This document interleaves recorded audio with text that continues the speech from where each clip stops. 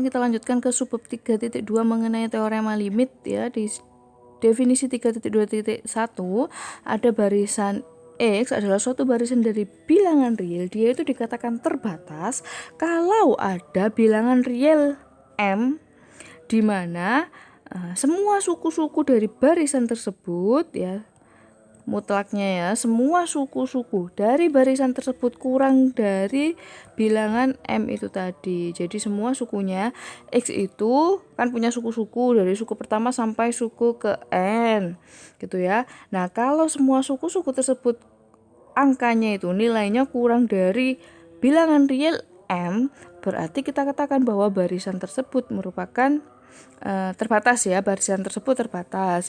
Nah dari situ kita punya teorema bahwa ternyata barisan yang konvergen kemarin apa? Barisan yang punya limit ya.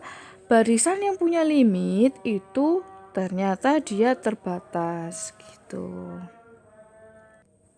Nah di sini saya punya penjumlahan, pengurangan, perkalian dengan konstan dan pembagian dari dua barisan. Jadi X itu adalah suatu barisan 2, 4, 6 atau kalau kita tuliskan jadi 2N ya rumusnya. Kemudian yang Y itu barisan seper N. Kalau ditambahkan ya tinggal ditambahkan satu-satu setiap sukunya sesuai dengan suku-sukunya ya. Ini suku pertama dengan suku pertama, 2 dikalikan 1. Ini kalau yang perkalian ya. Kemudian suku kedua sama suku kedua, 4 dikalikan setengah. Ini suku ketiga dengan suku ketiga, kayak gitu dan seterusnya.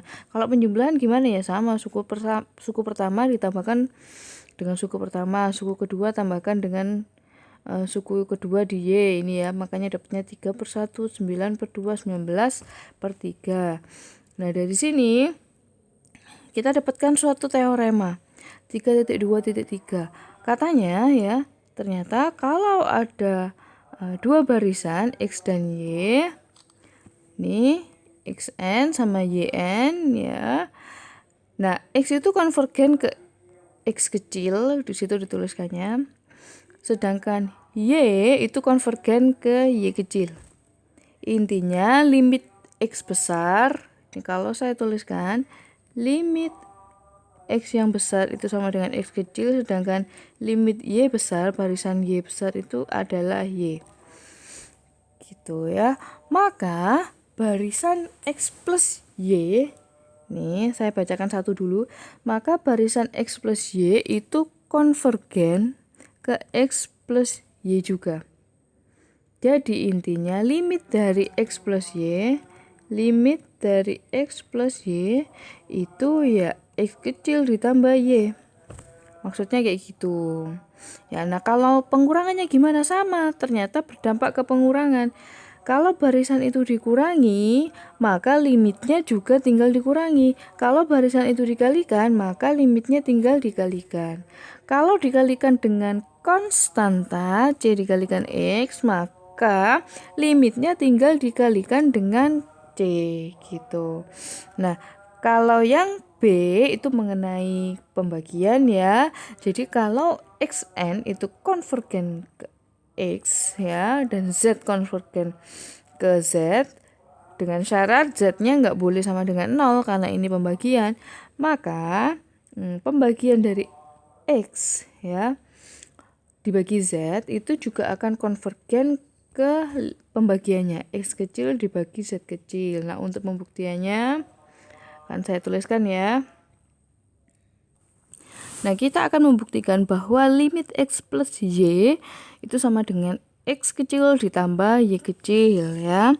Tadi kan kita punya pembuktiannya adalah caranya diketahui limit X itu sama dengan X kecil. Sehingga berdasarkan definisi limit,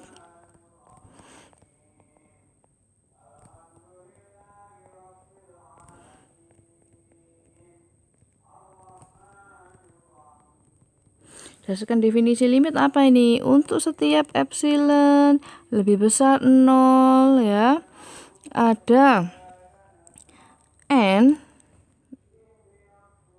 ya. Gini. Ada K1, saya tulis K1 ya, karena kita punya dua limit, nanti limit X sama limit Y. Ada K1 sedemikian hingga untuk semua N ya yang lebih besar dari K1 didapat. Definisinya apa? Bahwa Xn, barisan Xn dikurangi limitnya itu, ini ya, limitnya kan X dikurangi X, dia kurang dari epsilon per 2. Kenapa di sini saya pakai epsilon per 2? Nanti kalian akan tahu gitu ya. Ini diketahui limit X ya sama dengan X kecil. Nah, sekarang diketahui lagi. Diketahui limit Y, atau saya tulis limit YN itu sama dengan Y, sehingga ya berdasarkan definisi limit sama seperti yang atas, untuk setiap epsilon lebih besar 0 ada, saya namakan K2 di sini, sedemikian hingga untuk setiap N yang lebih besar dari K2 didapat. Definisinya apa? Barisannya namanya YN. YN dikurangi limitnya apa? Limitnya Y. Itu kurang dari epsilon per 2 gitu ya. Nah, kita akan dibuktikan bahwa limit X ditambah Y itu sama dengan X plus Y. Itu kan ya. Jadi untuk setiap epsilon lebih besar dari 0 ada ya, pilih di sini ya. Pilih K, kan ada K gitu definisinya. Jadi pilih K. K itu adalah maksimum dari K1 dan K2. Gini, pilih antara K1 sama K2, yang paling maksimum yang mana, yaitu yang kita ambil. Intinya gitu ya. Jadi ini formalitas, cara menulisnya seperti ini. Selanjutnya, untuk setiap N lebih besar dari K yang kita ambil tadi didapat. Kenapa kita milih maksimumnya? Ya agar N ini memenuhi ini. Kita kan pingin N itu lebih besar dari dua-duanya ini. Lebih besar dari ini, juga lebih besar dari ini. Makanya yang kita ambil ya maksimumnya, karena kita nggak tahu antara K1 sama K2 mana yang lebih besar. Jadi penulisannya seperti ini, maksimum dari K1 atau K2. Kalau K1 yang lebih besar ya sudah, berarti kan memenuhi ini gitu ya. K-nya kita ambil yang terbesar antara K1 sama K2. Untuk setiap N lebih besar dari K didapat. Nah, sekarang kita Xn yang mau dibuktikan kan Xn plus Yn. Xn ditambah Yn ya dikurangi limitnya. Limitnya adalah X ditambah Y, berarti ini X plus Y. Gini ya. Oke. Ini sama dengan saya pisahkan Xn plus Yn min X min Y. Dapatnya kayak gini. Selanjutnya ini sama dengan Xn dikurangi X ditambah Yn dikurangi Y. Saya kasih kurung Xn min X ditambah Yn min Y. Nah, menggunakan ketaksamaan segitiga, saya bisa memisahkan ini berupa tanda, jadi kurang dari sama dengan Xn min X ditambah Yn min Y. Xn min X tadi kita punya nilainya kurang dari epsilon per 2. Ini tinggal diganti kurang dari ya, epsilon per 2. Yang ini juga epsilon per 2. yang hasilnya ini sama dengan epsilon gitu. Karena saya bisa membuktikan bahwa mutlak ini kurang dari epsilon, maka benar bahwa yang ini itu adalah limitnya. Ya. Jadi limit dari X plus Y itu adalah X kecil ditambah Y kecil.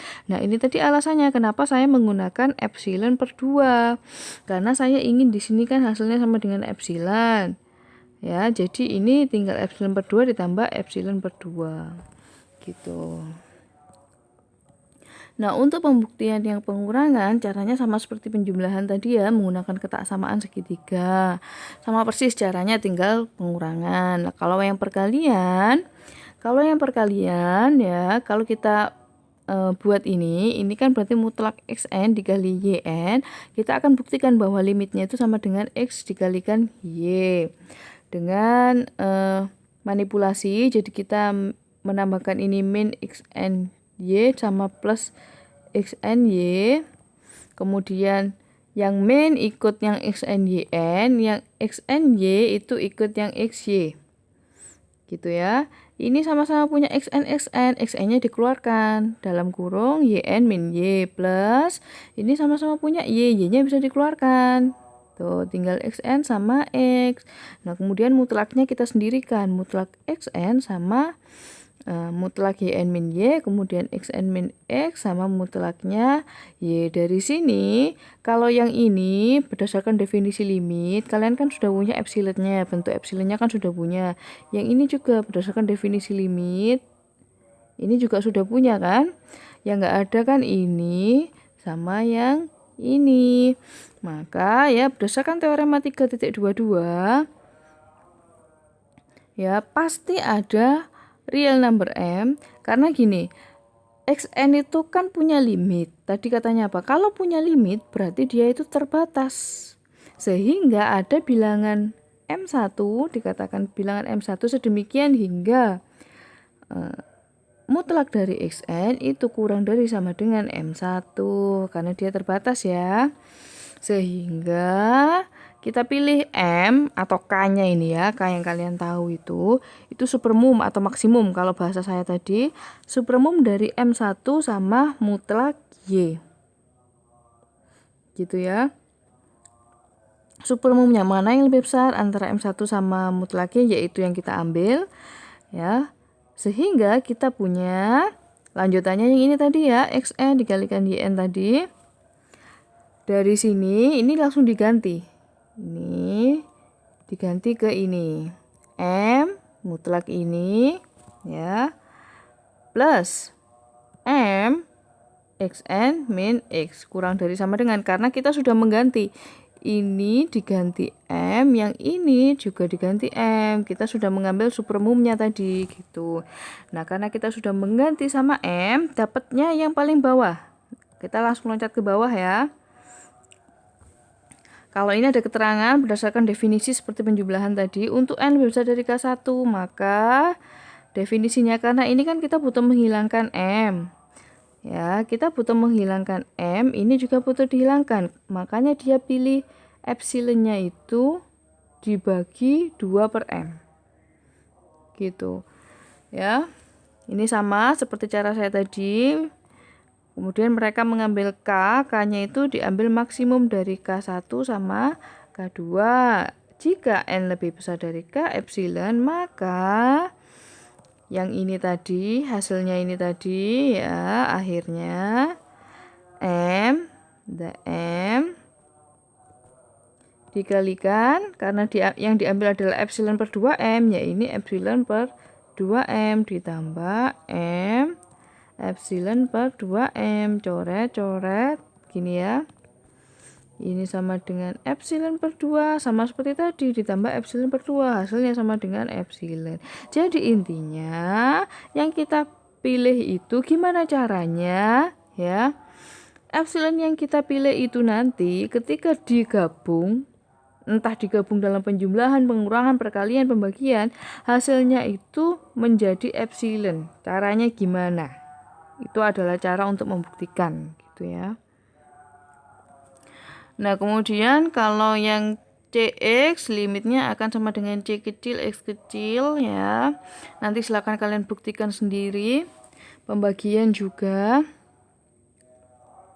Dari situ ternyata bisa kita simpulkan bahwa di sini kalau ada limit barisan itu ditambahkan semua sampai Zn, limitnya tinggal ditambah limit An, ditambah limit Bn, ditambah limit Zn. Begitu juga untuk yang perkalian ya. Perkalian juga gitu, An sampai Zn kalau dikalikan, limitnya tinggal dikalikan sendiri-sendiri. Gitu. Nah, sedangkan kalau karena dia dikalikan bisa, berarti kalau perpangkatan juga bisa. Kalau ada barisan itu dipangkatkan, maka limitnya adalah limitnya dipangkatkan gitu. Dari itu teorema 3.2.4 ini juga berguna ya. Kalau ada xn, dia itu konvergen. Konvergen berarti punya limit ya. Dan barisannya itu ternyata lebih besar dari 0, positif. Ya, positif atau sama dengan 0 ya. Kalau barisannya itu lebih besar dari 0, dia punya limit, maka limitnya pun juga pasti lebih besar dari 0. Gitu. Pembuktiannya kalian baca sendiri. Kalau itu tadi ya, kalau barisannya lebih besar dari 0, maka limitnya pasti lebih besar dari 0. Kemudian yang di 3.2.5, ini juga, kalau ada barisan X sama Y, Xn, Yn ya, dan ternyata dua-duanya punya limit ya. Ternyata kalau Xn itu barisan yang X itu kurang dari barisan yang Yn untuk semua nilai N ya. Suku-sukunya itu semuanya yang X itu kurang dari yang Y.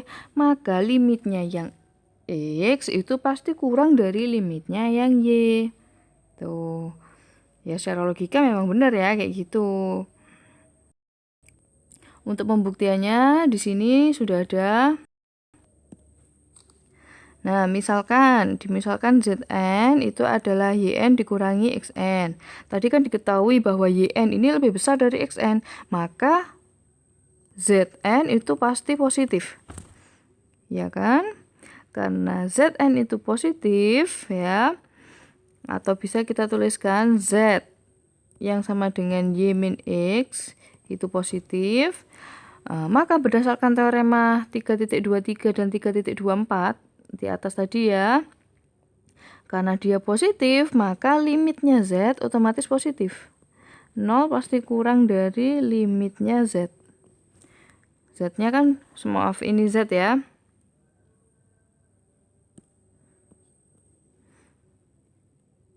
limitnya Z itu sudah pasti positif berdasarkan sifatnya tadi. Karena Z itu adalah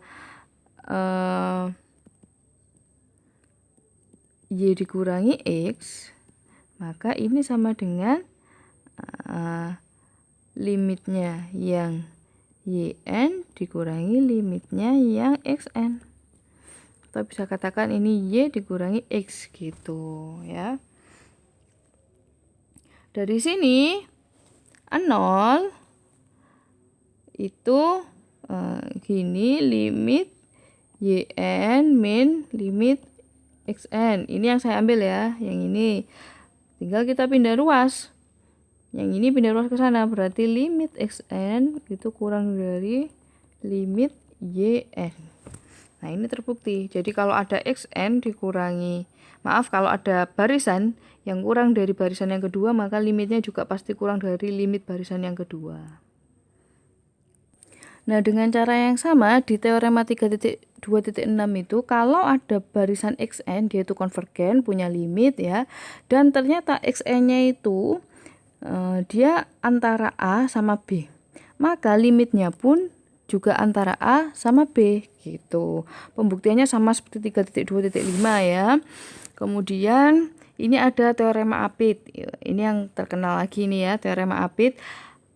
Squeeze theorem, kalau ada X, Y, Z, Xn, Yn, Zn ya, dia itu adalah suatu barisan di mana Xn kurang dari sama dengan Yn kurang dari sama dengan Zn. Nah, diketahui kalau limitnya Xn itu sama dengan limitnya Zn. Limitnya yang ini itu sama dengan yang ini. Ya. Maka Y itu yang YN ini, dia itu punya limit juga, dia itu pasti konvergen, dan limitnya bakal sama dengan juga. Makanya itu namanya teoremanya diapit. Karena ini sama dengan yang ini, maka otomatis bisa kita simpulkan yang ini juga pasti sama gitu. Limit xn sama dengan limit yn sama dengan limit zn. Pembuktiannya juga sama seperti di atasnya.